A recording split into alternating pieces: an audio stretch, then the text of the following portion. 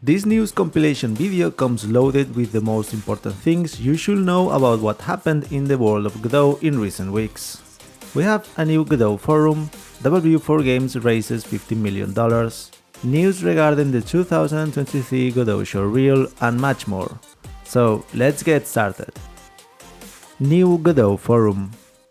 The Godot team has launched a new forum, replacing its older Q&A platform that was based on question to answer, an open source software for Q&A sites. The reason for this is that this platform was not updated regularly, and it also had some security concerns. This updated forum is based on Discourse, an open source forum software that can be adjusted and better suit the needs of the community. This new system offers a range of improved features and integration with Godot's single sign-on system, so you will be able to log in using your existing account. The old platform had 115,000 questions, 20% of that being spam or posts that violated the rules.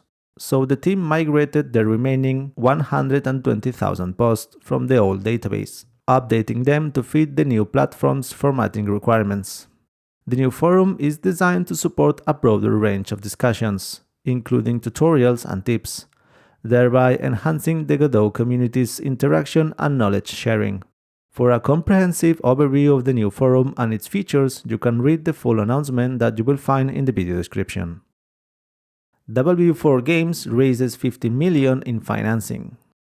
W4Games, the company created by some Godot veterans to provide services around Godot and create a commercially viable ecosystem around it, has raised an investment round worth $15 million.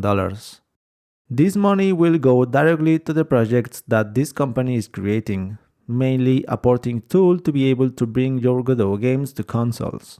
Integrating these services directly into Godot is challenging due to its open source nature and the strict non-disclosure agreements imposed by various manufacturers on their tools. But W4Games will make it possible since it is a private company that will provide this service in compliance with all these restrictions.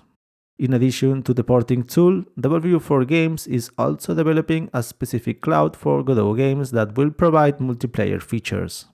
This funding will help the company grow internationally, double its workforce, and launch a new Godot education program, reinforcing its commitment to open source innovation in the gaming industry. First maintenance release of Godot 4.2. It's been just a week since the new minor release of Godot was released, Godot 4.2, and we already have the first release candidate of its next maintenance version available, Godot 4.2.1. Godot 4.2 brought new features to further stabilize Godot 4, including over 18,000 improvements from over 350 contributors. This update brought bug fixes and new functionalities in the core of Godot, in both 2D and 3D development, improvements in the animation and navigation system, and much more that I'm not going to detail because there are already some videos dedicating to summarizing all this. This first version responds to the release candidate phase, which is the phase that comes right after the beta phase. The release candidate versions are versions that are going to be very close to the final version. So if you want to help them refine Godot 4.2.1, I suggest you download it yourself and notify them if you see anything strange or if you experience any problem. Submissions open for Godot 2023 showreel. The submission period for gameplay videos or footage of your upcoming game developed in Godot for the 2023 showcase video is open.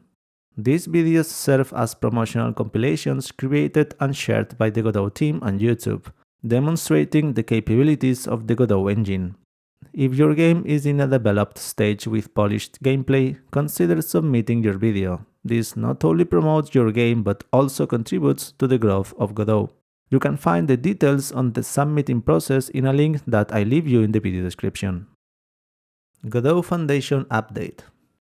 The Godot Foundation was announced a year ago and has been busy carrying out the entire transfer process from the Software Freedom Conservancy, which was the entity that previously managed Godot.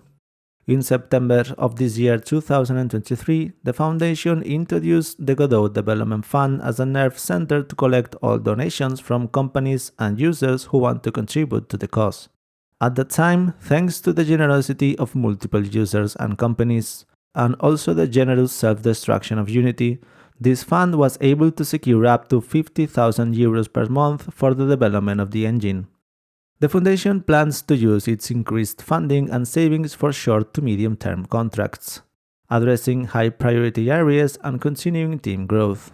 They invite further contributions to sustain and enhance the Godot engine and community. If you want to know more details on the topics covered in this video, please check the description box. Also, if you're interested in more Godot content, feel free to watch the suggested video appearing on your screen. Thanks for staying until the end of this video. I hope you have a beautiful rest of your day. Goodbye.